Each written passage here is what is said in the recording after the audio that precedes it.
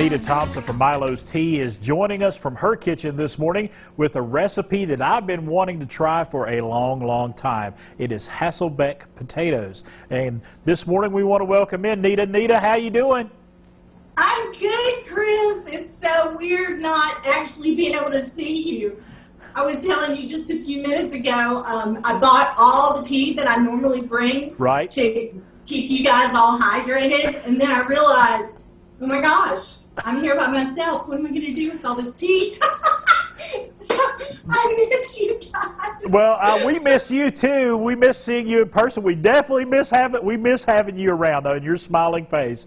But we do miss having those gallons of tea here to drink on for a few days, because that is the thing. Listen, before we get into the recipe, let's talk about Milo's tea, because we got the big game coming up Sunday, and you got to have plenty of Milos on hand. Yes, don't brew tea. This is one part of your life that's going to be so easy. You just check this off. And I've got a whole bunch of our different types here. And if you've got folks coming over and you're social distancing, make sure you remember we've got great singles that you can use.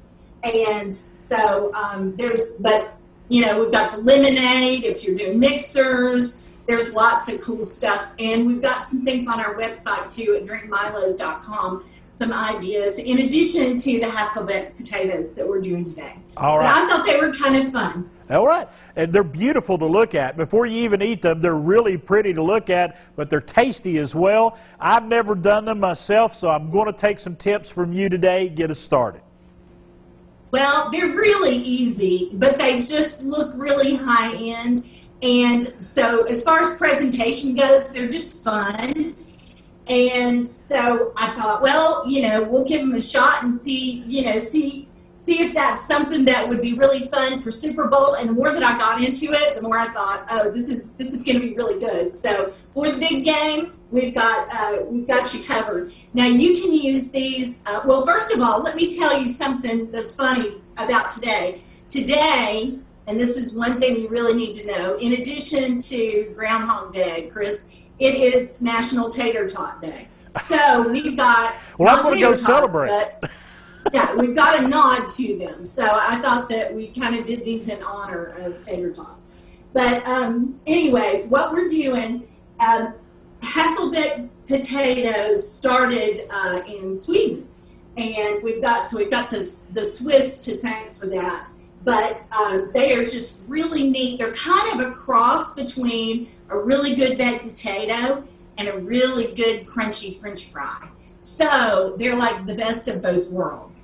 And, who doesn't love a loaded potato or a loaded potato skin for the big game? So we've got this right here. Plus, after you know about them, they're the nicest thing for a great dinner party if you're having people over and that kind of thing. It's also something that you have usually around your house. You don't have to buy a lot of big things. We started out with some Yukon Gold potatoes, and I have scrubbed them really good.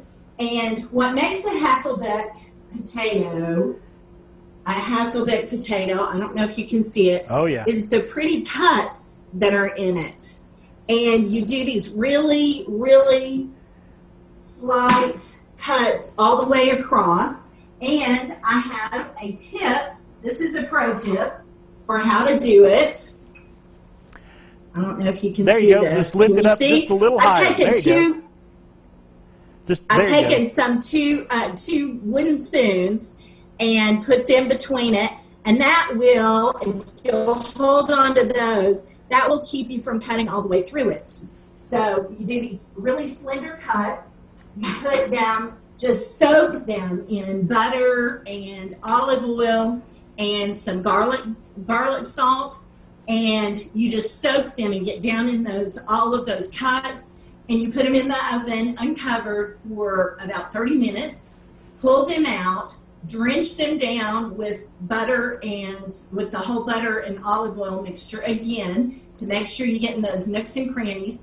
Put them back in, and little by little they start to fan out a little bit more, and they get really crunchy on the top. The second time you keep them in, depending on your potato, you want to keep them in about 30 to 40 minutes to make sure they get really good and done. And then you pull them out and you can serve them. Well, first of all, they look beautiful when you put them out. And you can serve them with all of your favorite toppings for baked potatoes.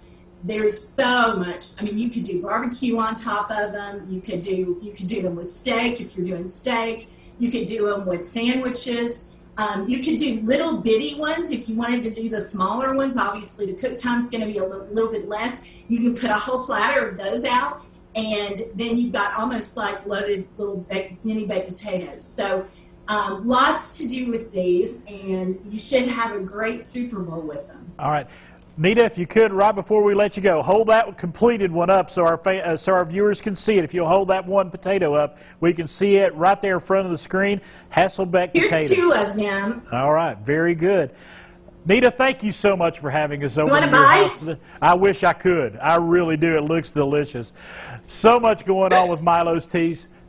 We want to thank you so much for sharing that recipe with us today. Thank you, thank you, thank you. Make sure you pick up some singles.